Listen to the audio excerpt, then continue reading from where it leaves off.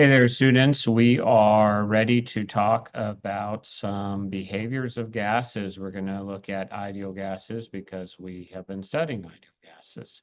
And the great thing is about ideal gases is knowing how you can predict things and calculate things for them. So we've got our notes over ideal gas behavior. And what I want you to note is at the normal pressures and temperatures of life, it's a good assumption that the gases around you and in your car tires and other places like that are going to behave ideally. So these mathematical relationships we're studying are definitely going to apply to gases. So scientists gathered gases in many different situations and did calculations, and a crazy thing started happening. When you do the calculation you see on your screen here, where PV is pressure times volume is divided by moles times temperature, they always received the same number every single time. So very crazy that they all proportion just right to always be the same number. So that's a constant. We call it the ideal gas law constant. And that's symbol for that one is R. No one's exactly sure why it is like the word mole. Someone started using it, and everyone else is, hey, like, that's cool. Let's use it too. And then no one bothered to ask, hey, why did you use an R in the first place? So, anyway, it's an R. So, we have one constant. R is a constant. We have one constant in our equation, and we have four variables. So, P, if you haven't guessed, P stands for pressure. Now we're going to be measuring pressures in the three ways that AP Chemistry measures pressure. We can measure in atmospheres, ATMs. We can measure in millimeters of mercury, mmHg. Or we can measure in torr, named after Evangelista Torricelli. And a torr and a millimeter of mercury are literally like the same size and the same number. So they're the same thing. It's just two names for the same thing. I don't know. It's the way it is. Volume, catch this, V for volume. It must be measured in liters. Now that's going to be an issue for us because we're going to be in class probably measuring in milliliters. You want to be certain to convert. All right. So liters is a bigger unit. Your number should get smaller as you convert. So 500 milliliters, don't multiply it by 1,000. That doesn't make sense. To turn a small unit into a big unit, your number should do the reverse. So 500 divided by 1,000 will get you your liters. You're going to always, to get milliliters into liters, you're going to divide by 1,000. Okay. And that's stuff you learned in middle school and likely even elementary school and should remember from then. Okay.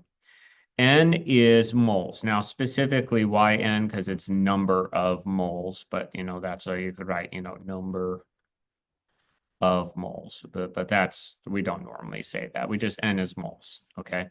And that's obviously going to be measured in moles. And then T is temperature. And you want to be careful. You absolutely must measure that in kelvins. All gas law equations work in kelvins. So be careful. I use kelvins, okay? Use kelvins. And we already practiced how to turn Celsius into Kelvin, so you should be good at that. All right. So next, oh, I have to stop my annotations. There we go. Okay. So next, oh, I need to clear my annotations.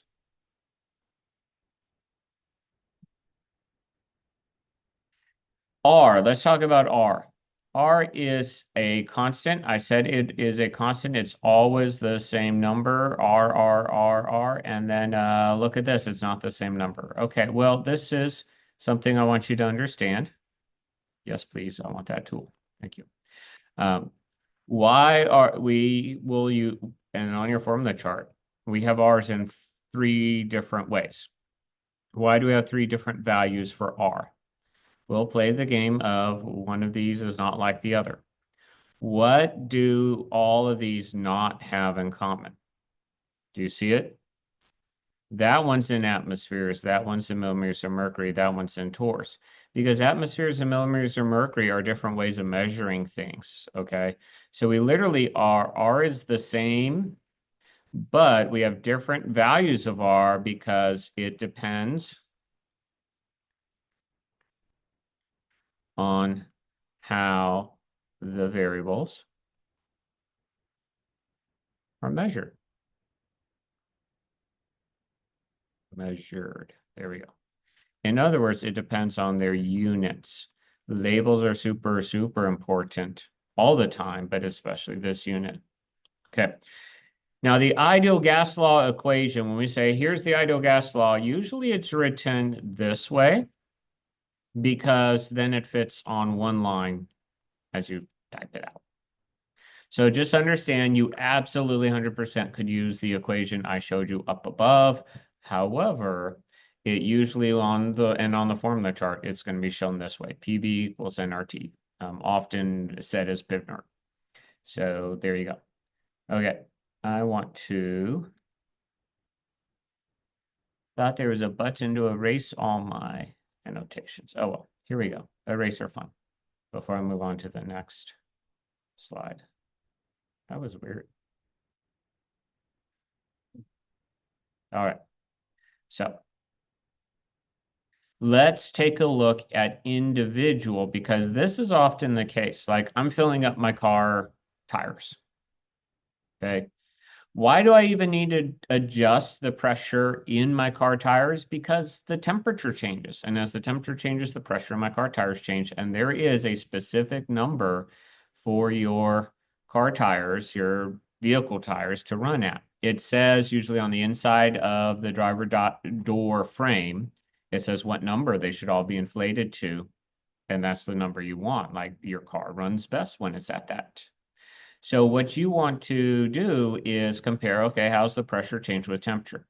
Notice what I'm not doing. I'm not changing moles and I'm not changing volume. I mean, my car tire is as big as and small as it's ever going to be. It's not going to change in volume. This is often the case. Often we will keep most of the variables of PV equals nRT the same, and we'll only look at two. We'll be like, if this one goes up, what's going to happen to the other one? You know, if the temperature goes up, what should happen to the pressure in my tires? If the temperature goes down, what should happen? Okay, so those kind of questions are what we can get off of our equation. So again, our equation was PV equals nR. You still have it. I'm gonna, I want my writer. There it is. Okay, so we had PV equals nRT. You already still have that on your paper. All right. So what if P and V are the only things changing? So I'm holding N, R, and T all constant. It's just P and V that are doing anything. Okay. Well, notice they're next to each other in the equation. What happens when X and Y are next to each other? They are inversely proportional. And our formula would look like that. P1V1 equals P2V2. So if I know the pressure to start with and the volume to start with, and I have like, let's say a new pressure, then I can find the new volume. We'll practice that in a little bit. Okay. P and N are on opposite sides of the equation. And you know when X and Y are on opposite sides of the equation, you know that that means they are directly proportional. And so our equation for them, it looks like ratios because it is. It's a ratio. It's directly proportional. It's a proportion. Okay. P and T, opposite sides, they are directly proportional. V and N, opposite sides, they are directly proportional. V and T, opposite sides, they are directly proportional. N and T, ooh, same side again, okay. N and T then are inversely proportional. If one goes up, the other goes down. So let's go back to my car tire example. And we're going to have examples of everything in just a moment, okay? But let's go back to my car tire example. I want to know about pressure and temperature. Well, pressure and temperature are directly proportional. And so what that tells me is I start on a cold day. So that is cold. And now it's a warm day. So now it's warm. So my temperature goes up. So going from T1 to T2, my temperature goes up. I can predict my pressure in my car tire is going to go up. And you probably knew that already, but this is like the mathematical proof of that. Okay. Can I do that? Ooh, I did. Yay. Okay, next page. We're going to do a little bit of graphing because it's often helpful to see these relationships in a graphically represented way. I probably just invented a new word there. Okay, so we're going to do pressure versus volume. So I'm going to start by putting pressure on this axis and volume on this axis because that's what the title told me. It's always dependent versus independent. All right, so I have some pressures, I have some volumes, and I should ask myself, do I need to start at 0, 0? Okay, it would be okay to start at 0, 0, but I don't really need to. So we're going to, the lowest pressure is 10. So I'm just going to start and go 10. And I feel like going by twos, 10, 12, 14, 16, 18, 20, 22, 24, 26. That would be 28 there. Okay, don't put 0 down here because that's not 0. That's actually 8. I don't have to start at 0 necessarily. It would be fine to start at 0, not a problem, but I don't have to. Now be careful with your volume. The lowest volume I have is 1. So I'm going to go 1 and then 1.2 and 1.4 and 1.6 and 1.8 and 2, 2.0 and 2.1 and 2.2. Wow, I killed that. 2.2, 2.4, 2.6. I'd have 2.8 at the end there. Okay. And I would have turned my paper sideways and written those out so they fit a little better. Okay. So at 10, I have 2.4. So I have a dot there. At 12, I have 2. So I'm going to put a dot there. At 14, I have 1.7. That's about halfway. I'm going to put a dot there. At 16, I have 1.5. That's about halfway. I'm going to put a dot there. At 18, 1.333 is a little closer. I'm going to go there. At 20, 1.2 is exactly right there. At 22, 1.9 is about halfway. And at 24, 1 is exactly there. Okay, now I'm going to draw a line of best fit, and I've got 2 choices. I could draw a straight line or a smooth curve. Look at your points. That is not a straight line. That is obviously going to be a smooth curve. So I'm going to draw a smooth curve all the way through the whole graph. There we go. That's a beautiful best fit line. Okay, I know it's not that smooth. You could do better, I'm sure. But that's what I get. Now check that out. We know from previous that P and V are inversely related. Look at the shape of a graph for inversely related. It is a curve downward. It's not a straight line downward. Okay, this shows an inverse relationship. A curved line is all downwards is always what happens with all inverse relationships. Okay, always, always. So big key factor there. Way to identify it. So I'm going to have on the second one volume here. I'm going to have temperature down here. And I'm going to go 1 and 1.2, 1.4, 1.6, 1.8, 2, 2.2, 2.4, 2.6. I would end with 2.8. And I'm going to actually go by 25. So I'm going to go 100. And 125 and 150 and 175 and 200 and 225 and 250 and 275 and 300 and 325. Okay, so I'm just making sure my each space is the same. That's what's important. I went by 0.2s on the vertical. I went by 25s on the horizontal. So I have 1 and 1.25. So, wow, 125. So I have a dot there. And then 1.2 is 150. So I have a dot there. And then I'm going to have a dot there, and a dot there, and a dot there, and a dot there, and a dot there. And my final dot is going, that's not great. Let's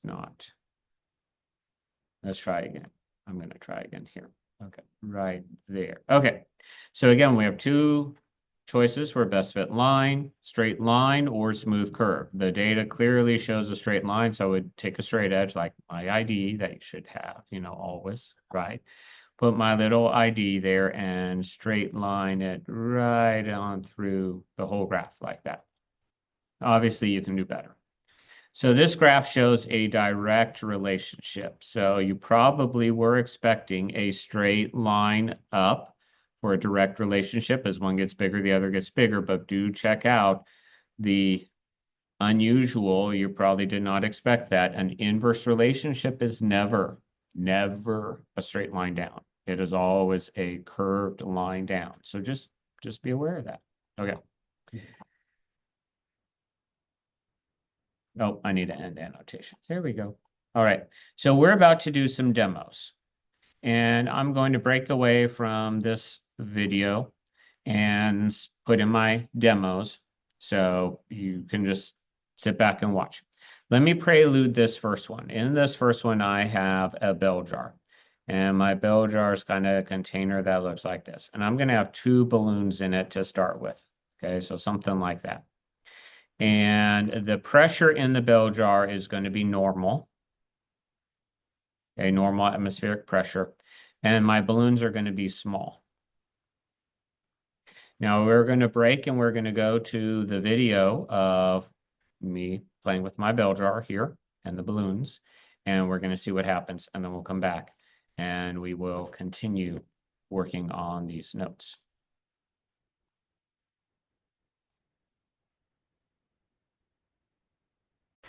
I have my balloons in a bell jar. Bell jar is connected to a pump.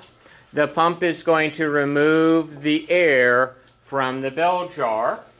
In removing air, like on Mars, what else are we removing? Pressure.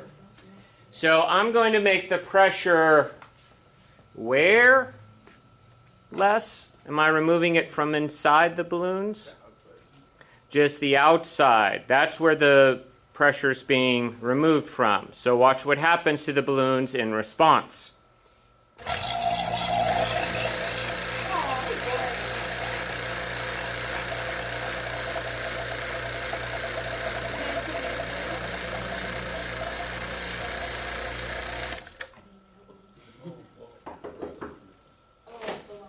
So I removed the pressure from around the outside of the balloons, and this is the effect we got. Now let's draw this to see what actually happened. So first off, what's going to happen when I release this? Okay, the air is going to rush back in, and the balloons shrink back to normal. Okay. Again, pressure inside equal to the pressure outside.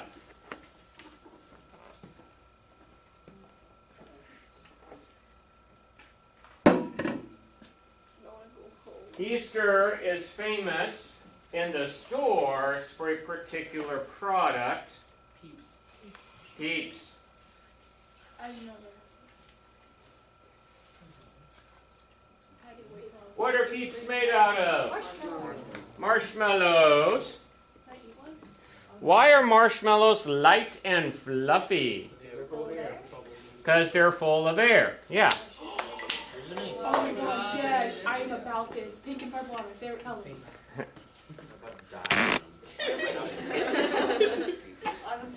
So which one's going to die, pink or purple?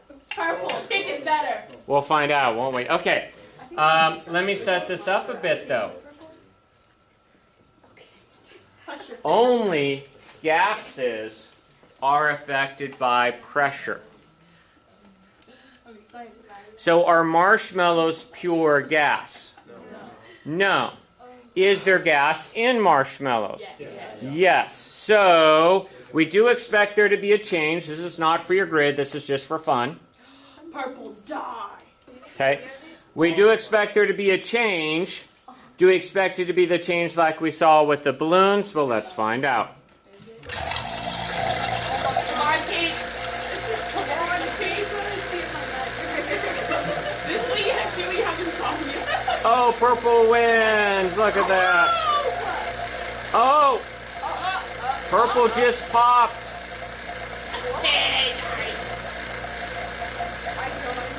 How did I know purple popped? It started shrinking. It's pulling. Now the gas is even trapped. It's being pulled out of the purple. So this is going to be interesting when I release the pressure.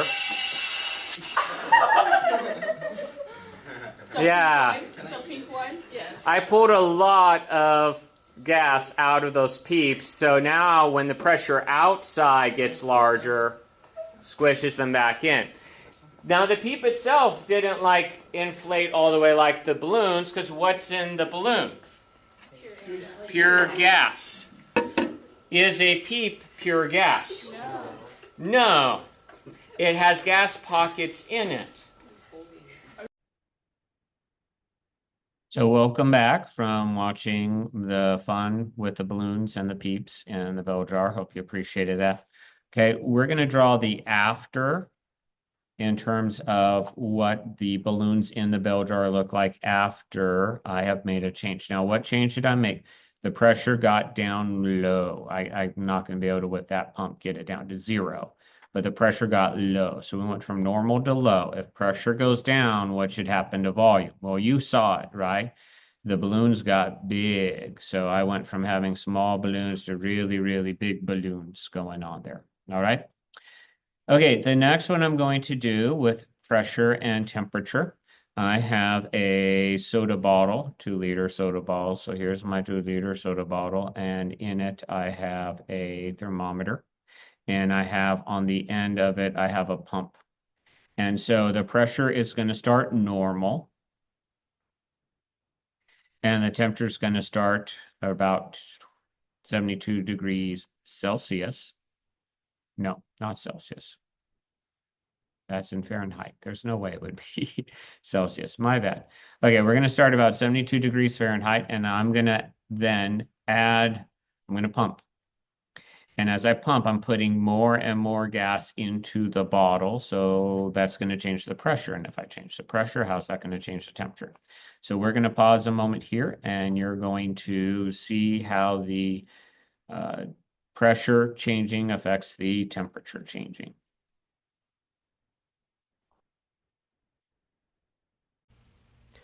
All right, so here's demonstration number 4. I have a 2-liter bottle full of air, and inside I have taped a thermometer, much like you would stick to the outside of a fish aquarium to let you know what the temperature of the water is. And I have one of those nifty Fizz Keeper bottle pumps attached to the top. Now right now I have simply screwed that on, so the pressure in the bottle is the same as the pressure outside the bottle. And so you'll want to draw equal arrows in your before picture. And you'll want to note this. Right now, it might be hard to see with the glare. I'm going to try and move this around a bit. Okay. Right now, the temperature colors, you might see a little shade of color here around the 72, 74 area. All right. So this is all the before. We're at like 72 to 74, somewhere in there. And I have the same pressure in the bottle as outside the bottle. Now I'm going to come up here and I'm going to pump. And I'm going to add air into the bottle. And adding air, as we know, adds pressure. And this is oh so much fun, let me tell you. But what you should be able to notice is that the color bands are going to be changing. Do you see how it's turning greenish around 74, saying we're definitely at 74? I'm going to keep pumping and see if we can't get this even higher.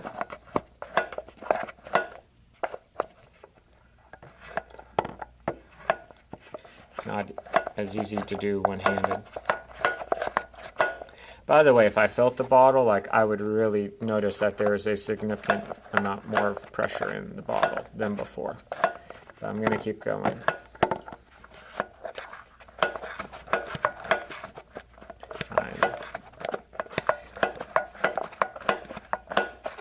Okay, I don't know if you can tell, but there's definitely a color change around 74, and it's starting to change around the 76. We're going to go for like, can we see a definite color change going on?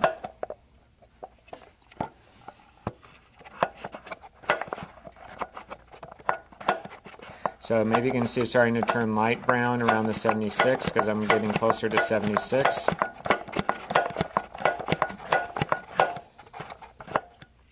And again, if I squeeze the bottle, there's a lot more pressure in the bottle than before. And you can see there's definitely a color change happening around the 76 to indicate that I am at 76 degrees in the bottle. I'm curious if I can even get it up to 78.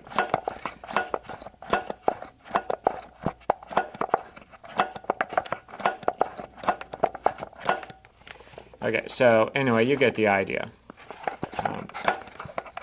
If I kept going, I am actually curious if the pump eventually could like burst the bottle, but that's not something I want to actually be the one trying. So I guess it's one of those questions that will never be answered.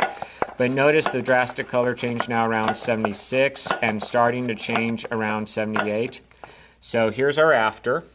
I have used the pump to add air inside the bottle. So we have more pressure in the bottle than outside, so your pressure arrows inside the bottle should be larger.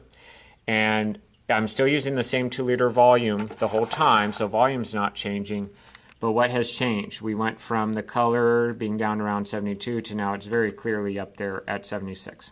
So that's demonstration right there. And you go to your stick, you do your drawings before and after and go to your stick. And if I keep volume the same and I increase pressure, what do I expect to happen to temperature?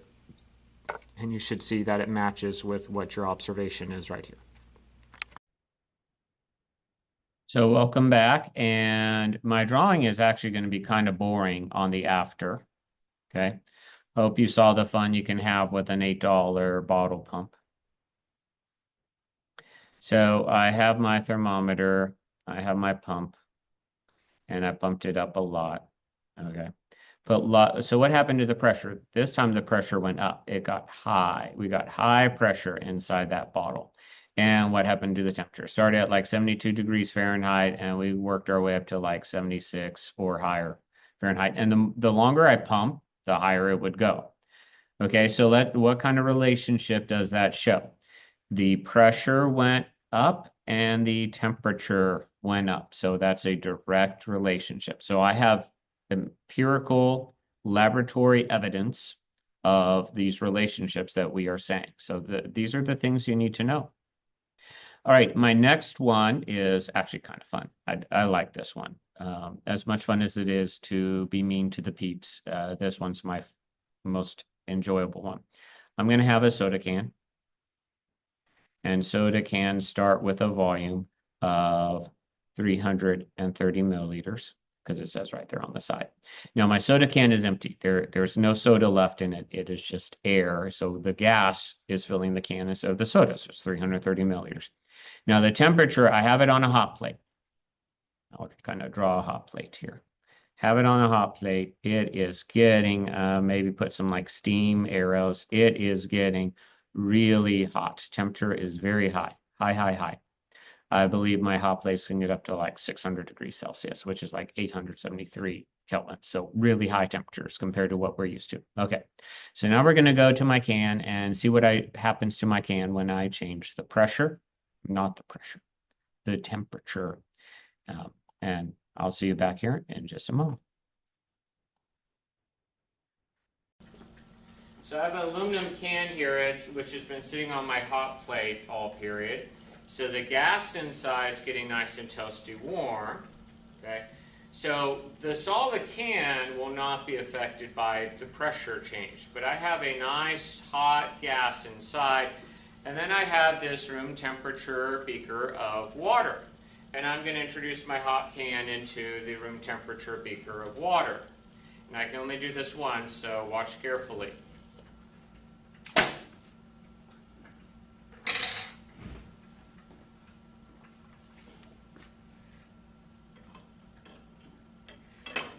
So although all the matter of the can is still there, clearly there was an effect on the solid because it had a gas inside of it. Now, if this was a super, super thick metal container, would I get a volume change would I have crushed it? Well, you want to say no, right? You want to say that if the metal's thick enough, it can withstand those forces. To an extent, that is correct, but it's not necessarily correct for everything you would consider to be thick metal. Check out this train tanker car. In between loads, they need to steam clean out these tanker cars because you certainly don't want your high fructose corn syrup to be affected with the oil that was previously in that tanker car, right? So they clean it out, and here we see the tanker car was sealed before it had cooled down. So as it cooled down, the pressure of the air around it, that metal was not thick enough to withstand that, and it crushes it like you would think a cheapo aluminum can got crushed. And that is a very, to our feeling, very thick metal there. I've also seen this. This is a chemical storage tanker. That same thing. It looks like they were either building it or working on it because of the scaffolding going on there. Okay, but in the process, the pressure inside decreased. The pressure outside remained the same, and it was sealed. There was no way for more gas to be pulled into there, and so it crushed the whole thing. I mean, you're going to have to tear that down and start over. There is no way to fix that. Okay, so welcome back. You saw, this is going to be fun to draw. You saw what happened to my can when I took the hot can, and what did I do? I put in cold water, so I made the temperature much, much lower. And what happened to the volume? Well, I'm going to say it's a lot less than 330 milliliters now, because my can was all like scrunched up and nasty looking like that. So a lot less volume than 330 milliliters in that can anymore. And I hope you like the examples of the large containers that had that happen to it. Okay, I will apologize in advance. This last one is not that fun.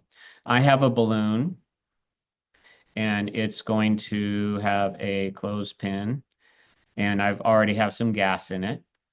So I'm going to have the volume of the balloon, and I'm going to have the moles of the balloon, okay? And just in general, the volume of the balloon is going to be small. And I'm going to start with just a small amount of moles, very small. It actually is less than 1 mole of gas. We're going to assume carbon dioxide in that. And then we're going to come back and see what happens as I add more, as I blow up the balloon, as I add more moles into the balloon.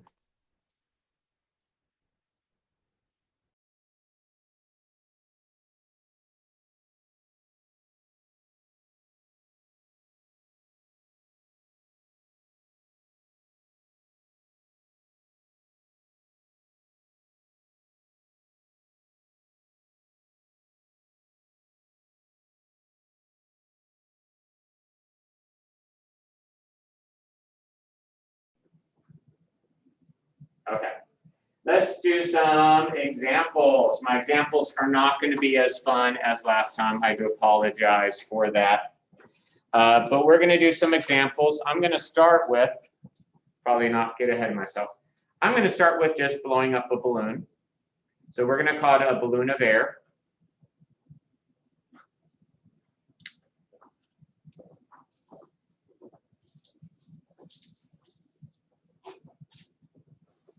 And I'm going to try to drag this over so it's easier for the online students to see. Here's my little window of what's going on in the room. Okay, I have a balloon. I'm going to put it on the scale here and zero out the scale. So now the balloon has no weight on the scale. And I'm going to put some air into it.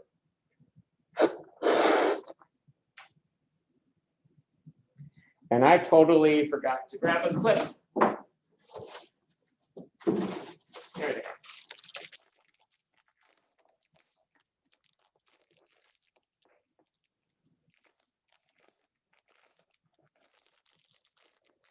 I had the balloons ready, but not the balloon clips. I'm just going to clip it closed, so it's not going to. I'm apparently going to break the clip with a balloon.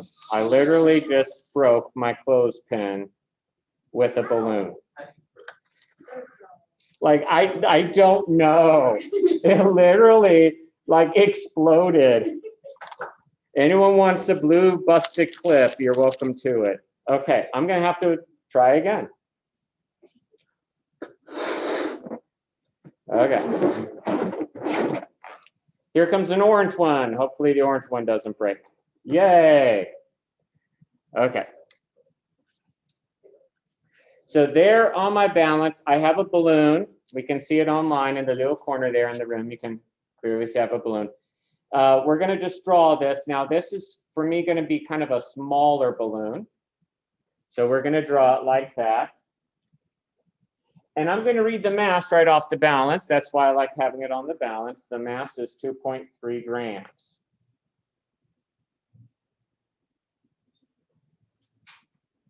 Okay. Now this next thing I need moles. Now, what is in the balloon is the air that I exhale. Most of the air that you breathe in and exhale is nitrogen. Like, as much as you think you breathe in oxygen, you breathe in some oxygen, your body uses that oxygen, but it's like mostly nitrogen. It really is a good thing. If it was pure oxygen in the atmosphere, you could never put out any fire. So the very first caveman to ever light a fire would have burnt the entire planet down and we wouldn't exist. So, I know, isn't that a lovely thought? Okay, I have to let someone in to Zoom real fast. Hold on. Okay. Anyway, it is mostly nitrogen. Nitrogen has a molar mass, because it's N2, of 28 grams per mole. So I'm going to put 28 grams there, 1 mole there. And since you all in the classroom have calculators, I'm going to ask you for this number, 2.3 divided by 28. How many moles are we going to get? I'm expecting around like a 0.1 something. 0.1? Really? Just dead on? That's 0.002.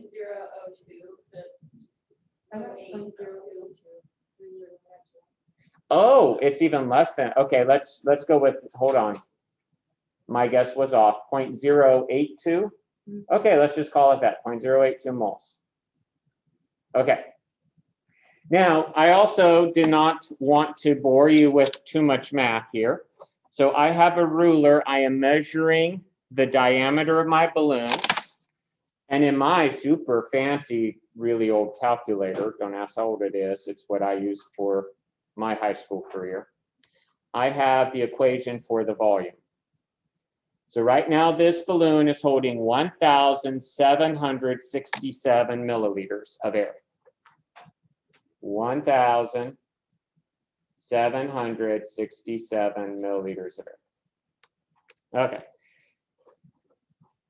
I know that seemed like a lot of setup, but bear with me here because I'm going to make a change. So I got my little window back so online students can see. I am unclipping the balloon and I'm going to really, really inflate it now.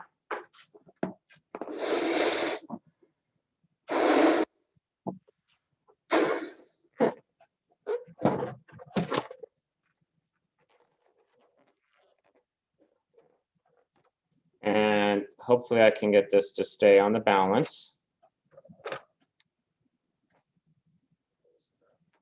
I know I might need someone's help over here going on. Okay, there we go. I'm breathing on it. 2.49 grams. Now look at how much bigger it got, and it didn't get much, like not much more mass is in there. Well, okay, gases don't carry much mass. They do carry some mass, but not a lot. Now we need moles again, so I'm going to ask you to do the same calculation we just did of this time 2.49 divided by 28. Oh, and I forgot my picture. I'm sorry, I skipped ahead. There's my big balloon. Probably makes it look a lot bigger than it really is. Okay, if someone would do 2.49 divided by 28. Maybe like 0.09 something. I'm just kind of guessing at this point in time.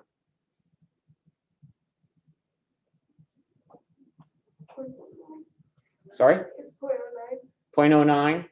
Is there any number after the 9? 8? Okay, we'll go with that, 0.098. So the moles have definitely gone up. If the moles goes up, what do we expect to happen to the volume? We hope it goes up too. So I'm going to take my ruler. I'm going to measure that diameter. It is definitely bigger now. I'm going to put it into my fancy schmancy calculator. And I now have 8,181 milliliters. 8,181. So 8181. I can't find my pen. Oh, there it is. Okay, 8181 milliliters. So did our volume go up? Yeah. And that's great because that's literally what we expected from that. Okay, so welcome back. So even when I got a giant balloon, and there's my clothespin. Okay, giant balloon, the volume got really big. What happened to the moles? Well, I'm going to say it this way, it got bigger. You're not going to suddenly go to, like from a decimal amount of moles to greater than 1 even, but it is bigger. So again, you're looking for relationships. As the moles I put in the balloon went up, the volume goes up. And remember, it would take a balloon the size of a pretty standard beach ball to contain 1 mole of gas. So a mole takes up a lot of space. A mole of the gas takes up a lot of space when it comes to gas, but that's the way gases are. All right, so let's move on. We're going to do some calculation examples. So we're going to use these relationships now for calculations. Oh, and then here's the fun pictures of the results, like the can crush. There we go. Okay. So I want to walk through how to do calculations with you. So that's what we're going to do. Obviously, you should always read the questions. Okay, but here's what I want to point out. The place you want to start is somehow circle, underline, box, highlight, always. Now you're going to be often working on the screen in Canvas with these problems. You can't like write on the screen. So like write on a piece of paper or a dry erase board. Okay, make a list. This is literally what you're going to want to do. You're going to want to find all the numbers with their labels. Labels are important. And you're going to list them out. So I've got 1 liter. I've got 2.5 moles, and I have 1400 degrees Celsius. What do I have? Liters is a volume, moles is a number of moles, and Celsius is a temperature. I'm going to have to change that in a moment, but there you go. Then I would also underline or circle or box or highlight the question. What is the pressure? So that's a question mark. What is the pressure? Now look what I have. I have the variables in PV equals nRT. So that's how I know I'm going to use that equation, because that's what I have. I have PV equals nRT, and I'm going to be looking for the P. Okay, so the pressure is nRT divided by V. So I'm going to plug and use my calculator. The number of moles is 2.5 moles, and put the label in there. Trust me on that.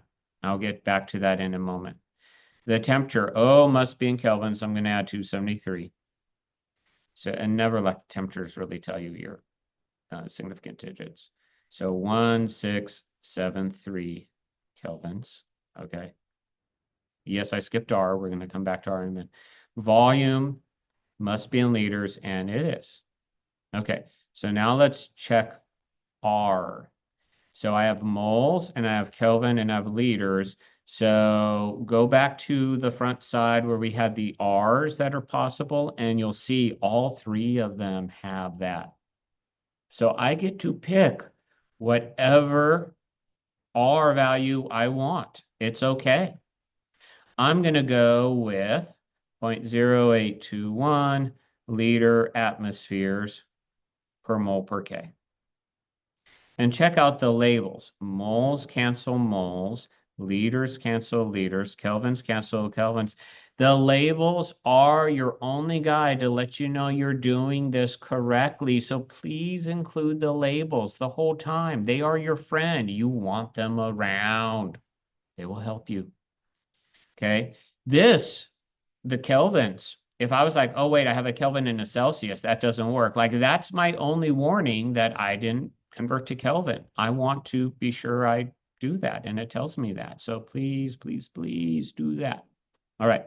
So I'm going to grab my calculator, and I'm going to calculate this. Now, of course, if we used a different R, we would have gotten a different answer. I'll come back to that thought in a moment. But 2.5 times 0.0821 times 1673 divided by 1. And it looks like I have 2 sig digs as my minimum. So I'm going to call that 340 ATMs. Okay. So 340. What if I used a different R? Okay. Instead of 340 ATMs, you would have had, I'm going to round to significant digits again, 260,000 millimeters of mercury or torr. You would have had a pressure of that. Those are literally the same thing. Now, I know you're like, wait a minute, those numbers aren't the same. Well, yeah, I know the numbers aren't the same. Okay. But this atmospheres is the same as that many millimeters of mercury. They are really measuring to the same point, just different ways. Just like you can have the same distance across the football field, whether you measure it in yards or feet or meters even. It all ends up, even though you get different numbers, it all ends up the same distance, right? Okay. Now, let me point this out. The whole point of this question was, why should you not put aerosol cans into a fire? Do you think a spray paint can really withstand holding 340 atmospheres of pressure when normal is 1? No, it can't. Very dangerous. It's going to go boom, and it's going to shoot flaming bits of the campfire out when it does. So don't do that. Don't ever do that. Don't even get them close to the fire. Thank you. Okay. Next question. Of course, you should always read the question, but what you really want to do is note all of the numbers with their label and note the question, how many moles? So now let me just make a little list. I'm going to go in order. How many moles? So question mark equals N, because N is number of moles, okay? 30 liters must equal a volume because liters measure volume. That's how I know. Labels are your friend. 298 kelvins. Oh, kelvins is a temperature. I know because kelvins measures temperature. 204 atmospheres must be a pressure because atmospheres measures pressure. Okay. You need to memorize those. You need to know those. If you can't figure out liters measures volume and kelvins measures temperature, like, you are worthless. Don't be that way. Okay. It is just a few things to remember. Look what I got. I got an N, a V, a T, a P. It sounds like I have a PV equals nRT because, in fact, I do. It is a Pivnert equation going on. So I'm going to solve for N. So N is, be careful, PV divided by R divided by T. Okay, two divisions right there. So N is going to be my pressure, 204 atmospheres. My volume, 30 liters. Divided by, now R has to be the one in atmospheres. 0.0821 liter atmospheres per mole per K. And look, atmospheres cancel atmospheres. That's my only warning, so keep the labels. Liters cancels liters. Moles isn't canceling yet, and that's good news because I want moles, but I got to get rid of this kelvins. How do I get rid of this? Well, the temperature needs to be in kelvins, and it nicely is. Okay, 298 kelvins, and so kelvins cancel. So, ooh, good news.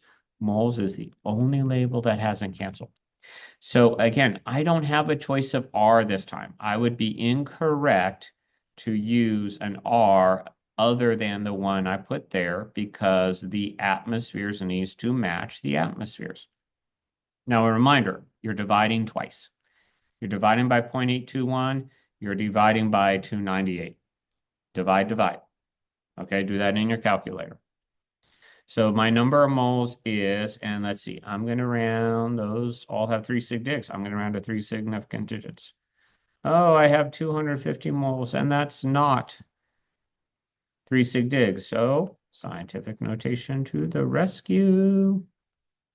There we go. 250 moles, otherwise known as 2.50 times 10 to the 2. All right, so let's keep going. I need to go to the next slide.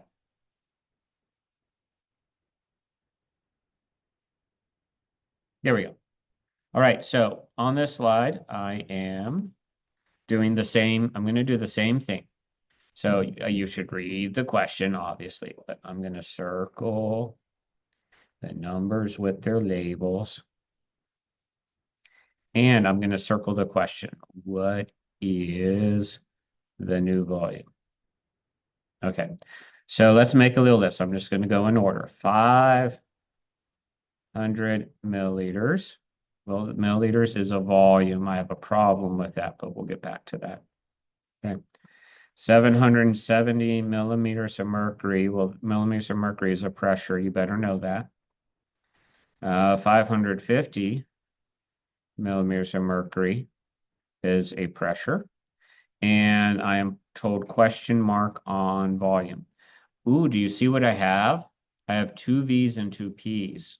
So I have a P1 V1 equals P2 V2 question this time. It's that easy. That's how you know which equation to start with.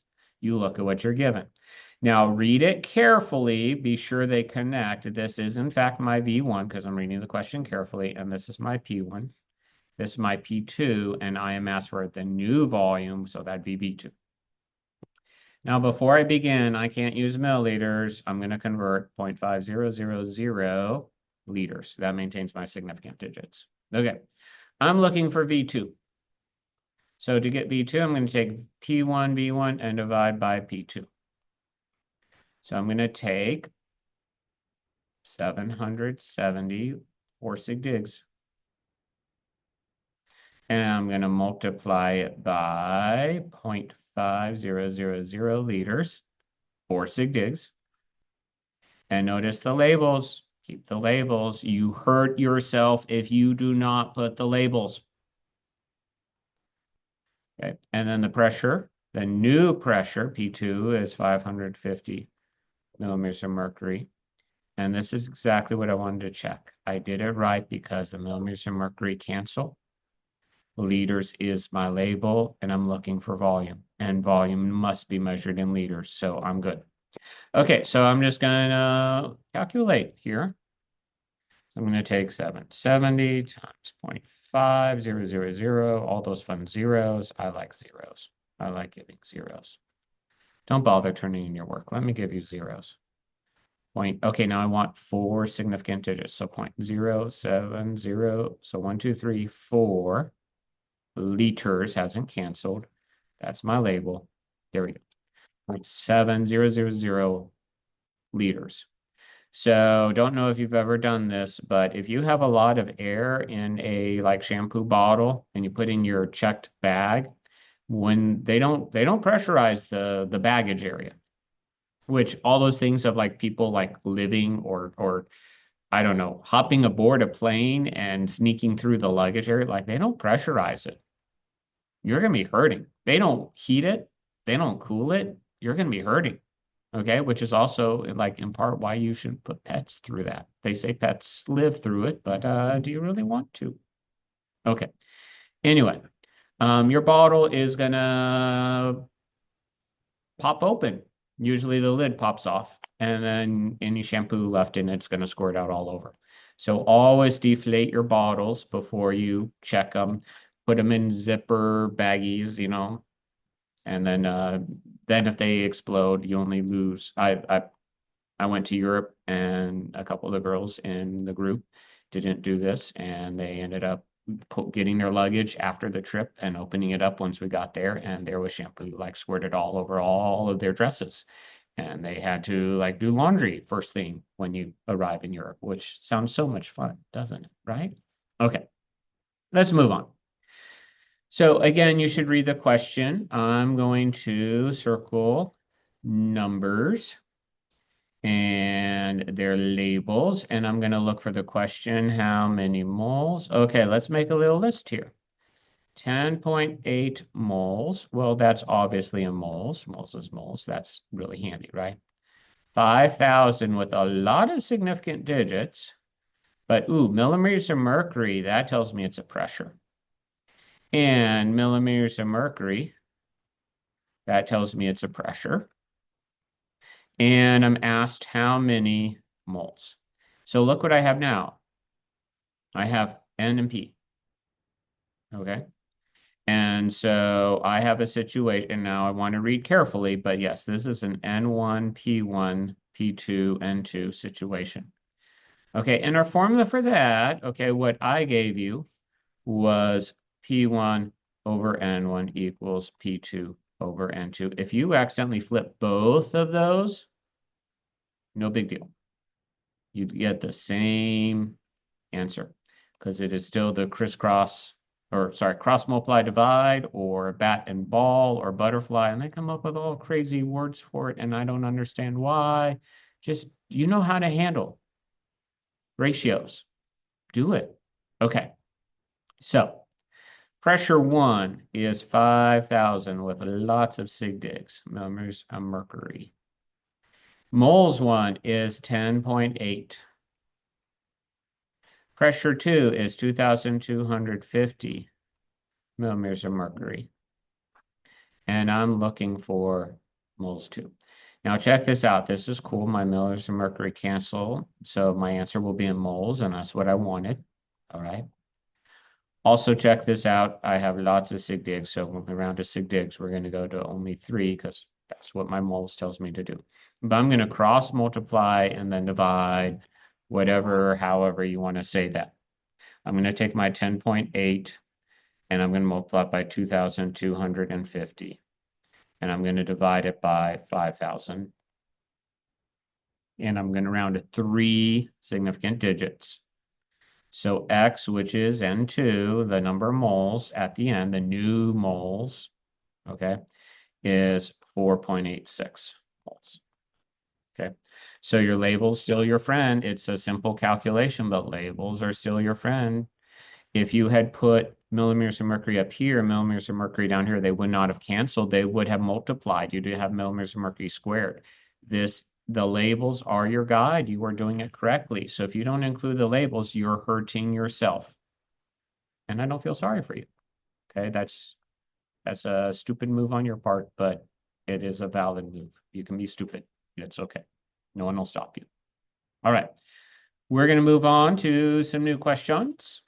Here we go. So this is a picture I took of Mount Monadnock. It's in New Hampshire. I actually climbed up it. It's funny. So funny. Okay. So for backstory, I have lived in Colorado, like right on the foot of the Rockies. And I know what it is to mountain climb. And so all my friends, while I'm spending the summer in New Hampshire, they're all, oh, we're gonna go climb Mount Monadnock, and they are. So don't forget to start hydrating and be sure you have extra supplies in your backpack and all. It's a gravel road leading almost all the way up there, and then you climb up like chiseled out steps. I'm like, this is nothing. But as you can see, like it is a mountain in comparison in New Hampshire because everything else is flat. That's glaciation for you. I am told there's actually 4 states in that visible in that picture because it is like the highest point anywhere in that area. Anyway, while I was there, not the particular day I was there, but while I was there, Mount Monadnock set a record for the biggest change in a day's temperature. So I'm going to go for circling the numbers with their labels. Okay. And I'm going to circle the question, what would the pressure I'm looking for? Okay. Now let's make my little list here. 1 degree Celsius, well, that's a temperature.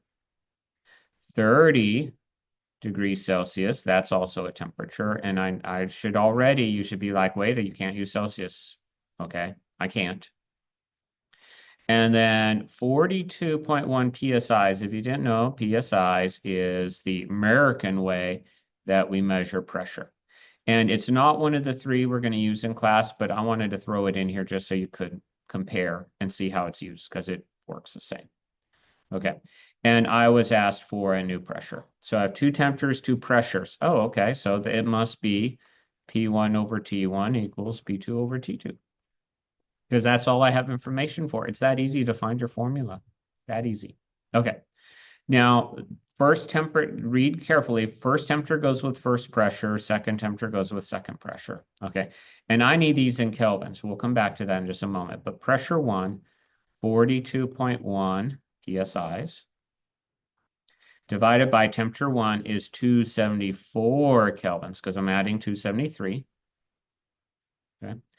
And I don't know the new pressure. That's what I'm looking for. And I'm going to add 273 plus 30 is 303 kelvins. And I'm going to cross multiply, divide, just like we would do with any other ratio proportion. I hope you find these easy because like it doesn't get much easier than these.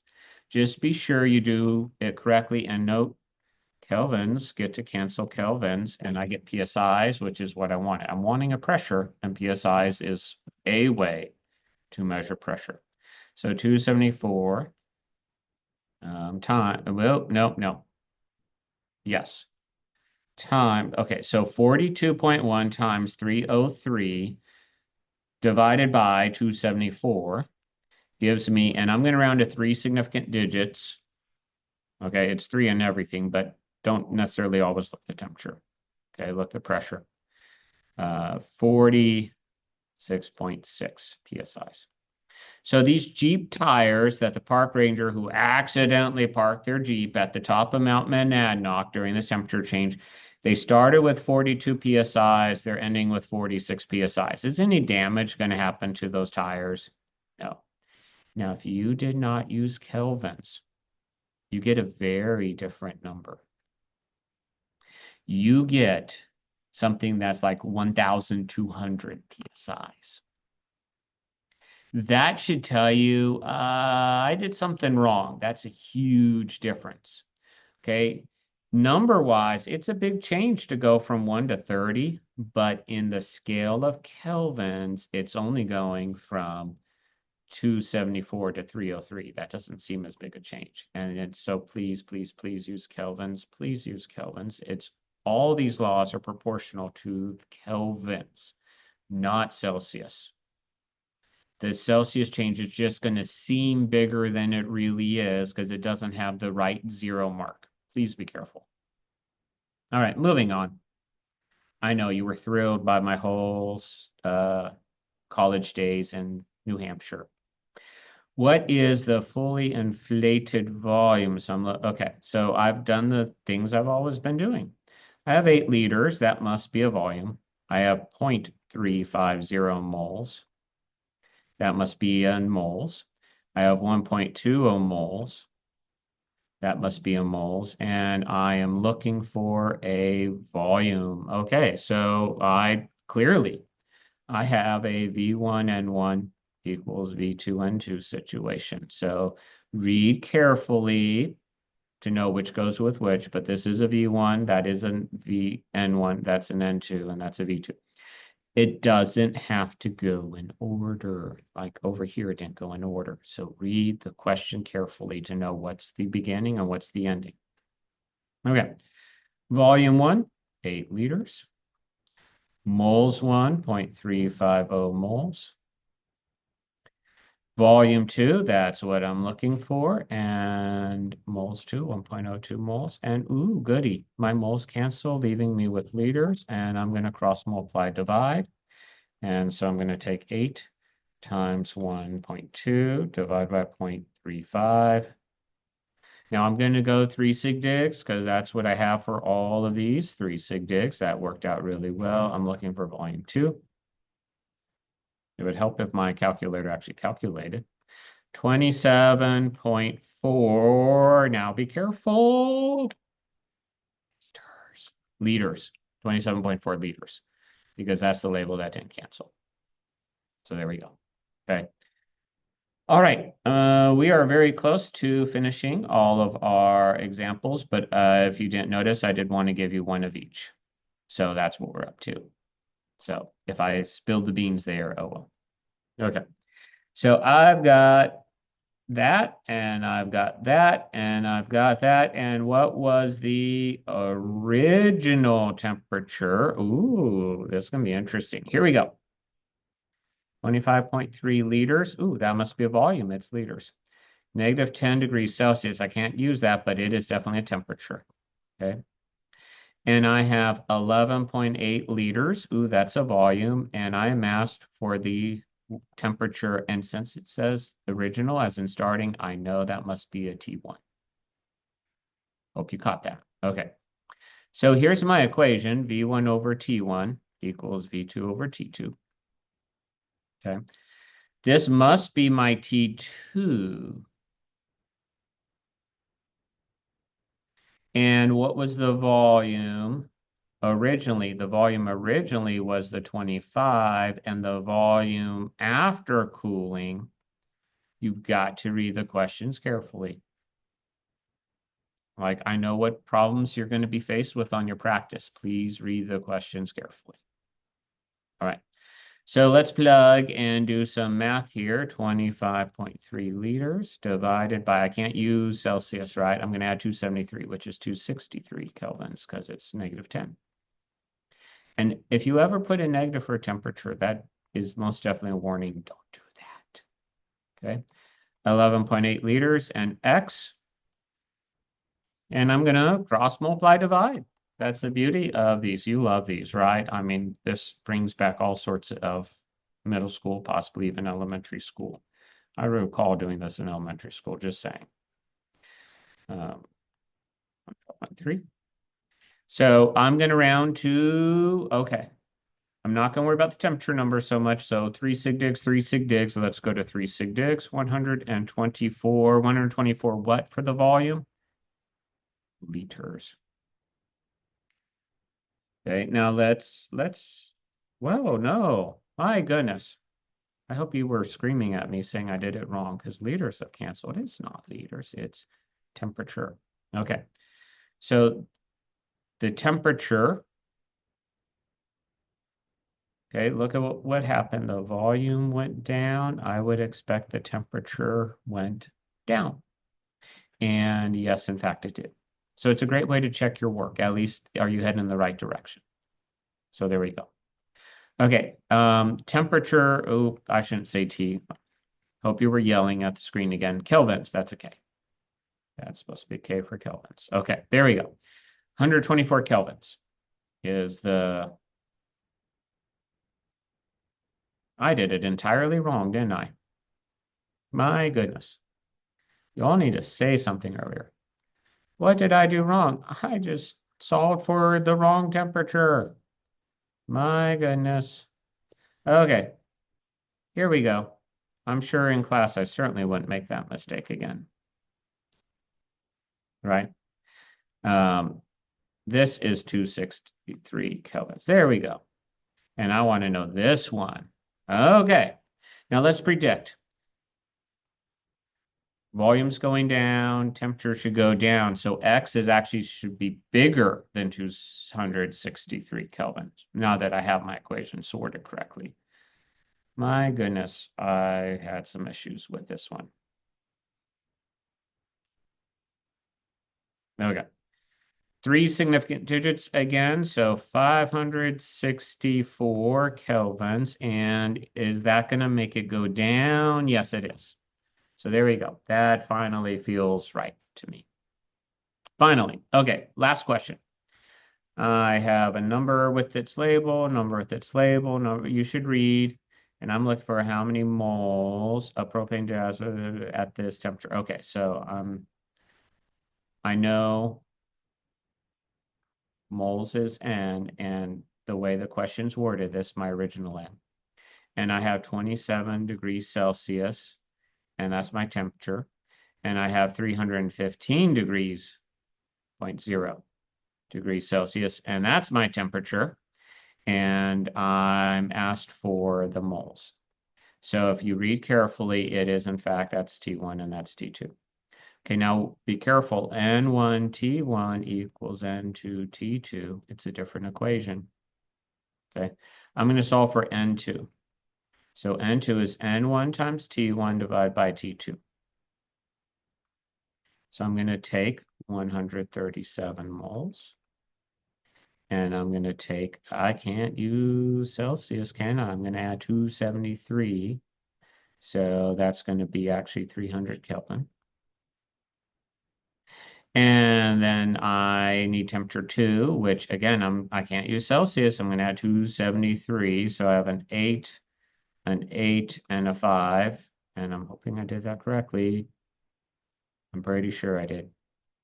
And kelvins cancel kelvins, which is all good because I want moles in the first place. All right. So calculator time. And let's see. I'm going to take 137 times 300 divided by 588. Now, before I tell you, let's make a prediction. The temperature went up. So if temperature got bigger, the mole should get smaller, right? Because they're inversely related. One goes up, the other goes down. Temperature going up, mole should go down. So this number should be a number less than 137. And in fact, it is. And I'm going to round to 3 significant digits. So 69.9 moles is what I get there. All right. So that is examples of everything. You really are meant to have absorbed everything we just covered today. You should, PV equals nRT is on your formula chart. You should know, based on that one equation, whether they're directly or inversely proportional and how those equations work out. I've delineated them for you on the notes, but you don't get them delineated on the formula chart, so be careful. All right. Also, you should know that we have multiple versions of R, the ideal gas constant. Those are on the formula chart. You don't need to memorize them. You likely will have them memorized, but you don't need to. And then we are about to practice. You're about to go into Canvas and practice all of these calculations. Again, you want to do it the way we did it. When you try to shortcut it, it's going to go bad for you. Make your list of what's in the problem with their labels and use the labels in the formulas to make sure you're doing the math correctly. Okay, the labels were trying to tell me I was doing it wrong over here on this previous example, and I wasn't listening until the end. And I was like, that just doesn't make sense. And I realized my mistake. And so please, please, please do yourself a favor and use those labels as well. Anyway, that's it for our notes. Hope this is more than abundantly clear on how to handle gas laws. You are expected to be able to handle any and all of these situations. Good luck.